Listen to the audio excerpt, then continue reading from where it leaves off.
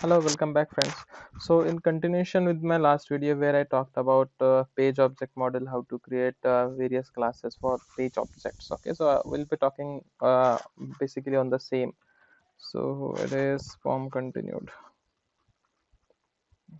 Okay, so last video I covered bit theoretical part. Okay, so one thing I missed to so I told you, like, for page object model is something like it's a concept, but we can implement it in two different ways. So one way is with page factory and another way is without page factory. Okay, so let me show you quickly how we can do it without page factory, and I'll remove that and we'll simply continue with page factory implementation. Okay, before that let me go here, and now we should be clear, right? So why we are using page factory? So in general, so if you are not using any framework, what you do is you identify the locators, at the same time you write your complete line what particular step is doing, right? But when you deal with framework, when you are going to work with framework, what you will do is first you will create different classes, for example something like this, for various page objects, for homepage page objects, for vehicle data page objects, for insurance data page objects. So like whatever page objects I need in my test cases, so I'll be extracting all the page objects, and then I'll start working on my other things, for example creation of test cases, test base and all, right? So this is how we begin working on framework, right? So first thing what I will do is I will create one class called as homepage objects. So if I go to my Eclipse and let me right click on my page objects class, and let me create a class called as home page objects. Okay, now here I don't need any main method or anything, right? Because in this particular class I am going to create only page objects.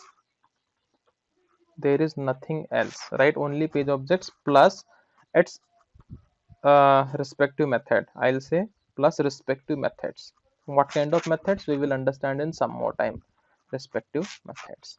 Okay, now there are two ways basically how we can identify the web elements. Okay, the very first way how we do is basically driver dot find element. Just for a couple of minutes let me extend this demo class over here. Why? Because I want to use the give me a minute.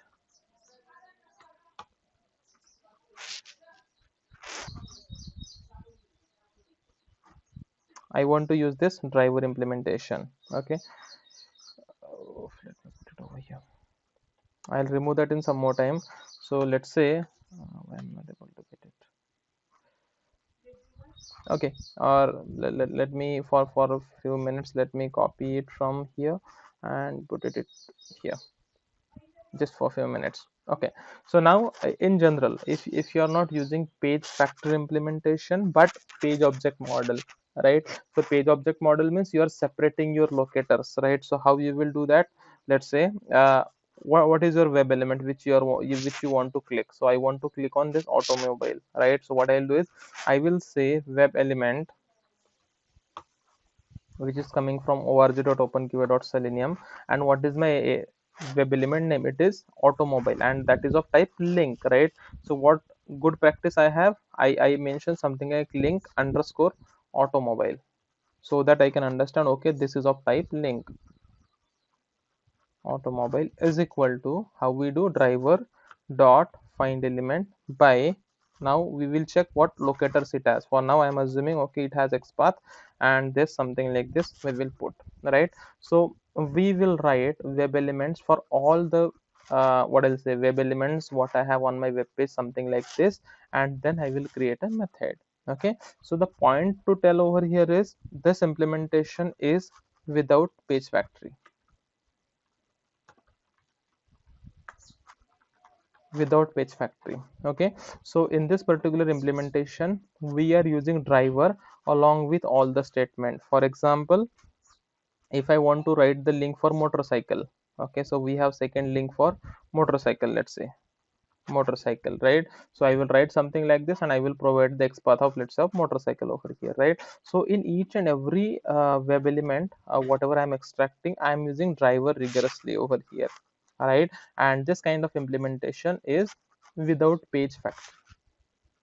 Right, now there is a concept of page factory implementation. Okay, how page factory is implemented. Okay, the same thing we can implement basically using page factory. Okay, so in page factory, there are few annotations. Okay, so if I do at the rate, okay, and if I hit and control enter, there should be some annotations. So few annotations are coming from Java, few are coming from TestNG. I am interested in some annotation which are started with F, that is find by. Okay, so find by, and we have some annotations like find by, find by is, find all. So these are the annotations which we are going to prefer over here. Okay, so the first annotation we have is find by, and this is what we are going to use always. Okay, find by. So whenever, so basically what would be happening internally, if this annotation, if any line is annotated by this particular annotation, then Selenium internally will understand, okay, we need to find out the web element, and internally definitely it will call the same mechanism whatever we are having over here. Okay, so what I'll do is, for now I'll say find by. Okay, and what I want to find, okay, I want to find by what, let's say I want to find by xpath. Okay, xpath is equal to, what's the xpath, my xpath is whatever. Okay, so let me get the xpath for this particular automobile. So before you take this particular course, you should be very good at finding out the xpath. So in this case we are having id, right? So I'll just copy the id, and instead of xpath now I'll say id. What kind of locator I want to use? I want to use id, right? And if it is id, I can put it in double quote. Okay, fine. And what is your web element name? My web element name is this one, right? So I will put my web element over here, and that's it. Now this is how I find the web element using page factory model, right? How? Very simple. At the rate find by, in bracket, what kind of locator it is, id, xpath, name, css, and all, actual value of your locator, then followed by, you can write it in the same line as well, not an issue. You can write something like this, but for better readability we write something like this, right? And then what is the name of your web element? My web element name is web element and link automobile, right? So likewise, let me write down these four locators, right? So for truck again I have id, right? So what I'll do is, let me copy its id. I'll say at the rate find by, and again my locator is id is equal to this, and web element, and it is link for truck. Okay, let me write down couple of quickly. Let me do a copy paste. So we will be writing down it for all the locators or page objects which we are going to use in our actual test cases. So in my case I am just going to use only one link out of here, motorcycle, but since this is a very beginning video, I am just writing it. It is motorcycle, and let me write one more. Okay, I already have it. Let me write it for camper as well.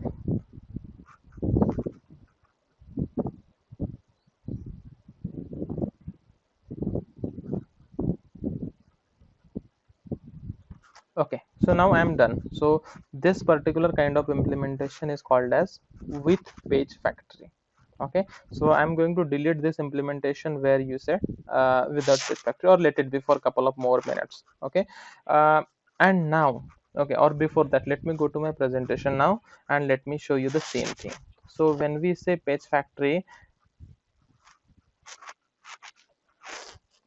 when I say page object model without page factory, then we write something like this: web element, let's say gold plan is equal to driver.find element by xpath and whatever, right? But when it comes to uh, with page factory, then it is equivalent to at the rate find by xpath in bracket and whatever its value, and in second line web element and the name of your web element. So both of these statements are exactly equivalent.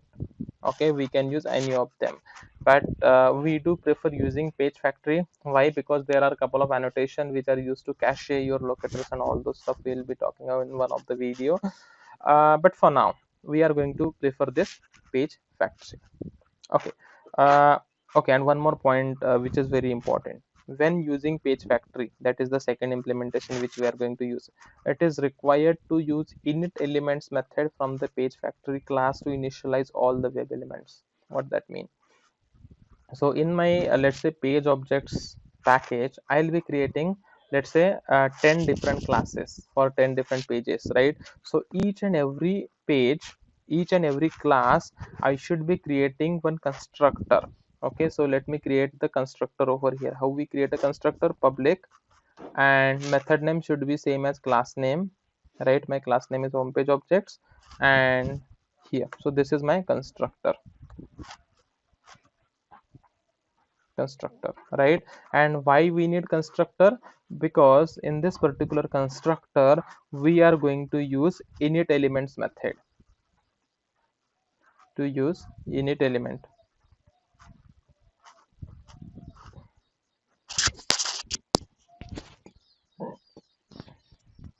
This particular using this particular method is very much mandatory in order to initialize, right? So for now you might be seeing, right, we are using only find by and passing the whatever attribute I want to use for locating, but we didn't specify any driver yet, right? No, we did not, right? So how to specify the driver for all the objects? If you see the earlier implementation, in each and every line I am passing the driver, but in the new implementation with page factory I'm not passing the driver. So how do we pass the driver? That is via this init element method, right? So for that we need to create a constructor of the particular class where I am in, and within that we need to do something like page factory. Page factory is a class basically under org openqs selenium support. At dot, we have a method called as uh, init elements, right? Use the method called as init elements and pass your driver over here, and for which page you want. I want it for current page, right, on my current class basically, right? So how can I get my current class? I can get it something like homepage objects dot class. So this is how I will get my current, this is how I will get this class. Or instead of mentioning this particular class name completely, I'll simply mention this, right? So this is a keyword basically. If I use over here, it will act as a current class reference object, right? So I'm passing the driver and I'm passing the current class, right? If this particular statement gets executed, then all these web elements will get initialized with the reference of this particular driver. Okay, so this is very important point, how we use page object model. Okay, so in earlier model, earlier example, we use driver in all condition. So I'm going to remove it now, which we are not going to use. And again we are not going to declare this driver over here, right? So I have removed it. So now I will get some error for driver. This is fine, we'll remove it later on. How? Let's see. But for now we will create pages classes for all the pages, something like this, right? So I have created it for home page. Okay, now let's say I have clicked on motorcycle. Okay, and on motorcycle I have to create a class for my second page called as enter vehicle data. Okay, let me create a class quickly, and let me begin. I'm not going to create everything in front of you because it is going to take a lot of time. So I'll pause my video in some more time and then I will continue. Okay, so let me create a class called as enter vehicle data page objects. Okay, and within this particular class, the very first thing, we should create the constructor. Okay, public, or see, a shortcut way to create a constructor is just his control space. It will give the very first suggestion to create with the constructor of current class. That's it, very good. Use the same line, page factory class dot init element, a static method, pass a driver and this reference, that is the current class, right? So this is a constructor which you need to use. I'll put the same comment basically. Constructor to initialize. The init element method initializes all the page objects whatever we have used. Okay, great. Now what I'll do is I will locate web element of one of the drop down, and I will pause the video and I'll continue and I'll demonstrate you how it looks like for other classes.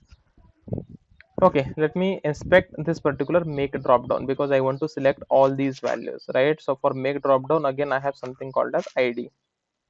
So let me take id, and okay, before that let me use find by what kind of locator it is. It is id is equal to this, and since it is a drop down I am going to use something like web element, and while naming web element I'll say dd underscore make, so that I will understand this dd means it is a drop down of make, right? So this is how I name it. Fine, let me take one more example where I am going to write xpath. For example, okay, so I'll be writing all of them, but for now let me inspect this next button. Okay, for next button as well I have id. For I'm just looking out some example where I don't have id. Okay, uh, let's say this model does not have id. Okay, let's say it does not have id, it has name. Okay, anyway it has name. What should I do? Okay, let us write xpath using id itself, right? So what I'll do is I will say at the rate find by, right, and I'm going to use xpath over here just for demonstration. Xpath is equal to xpath value, and my web element is going to be drop down underscore model. Okay, now how to find the xpath? I'm into the chrome browser. In chrome browser I'll do control F so that I will get some window here, find window basically. Here I'll do this is the model, right? So it is having select class, so I'll say double slash select, and it is having at the rate id is equal to this, right? And I'm able to locate, it is showing 1 of 1. That means I'm good to use this specific xpath, right? So here I can use xpath. It is having id, but just for demonstration how to use I have shown you. Okay, so this will work perfectly. Okay, so what I'll do is I'll stop this video over here, and for all other pages and all I will write down the locators except this select price option, and then I'll continue. Okay, thank you.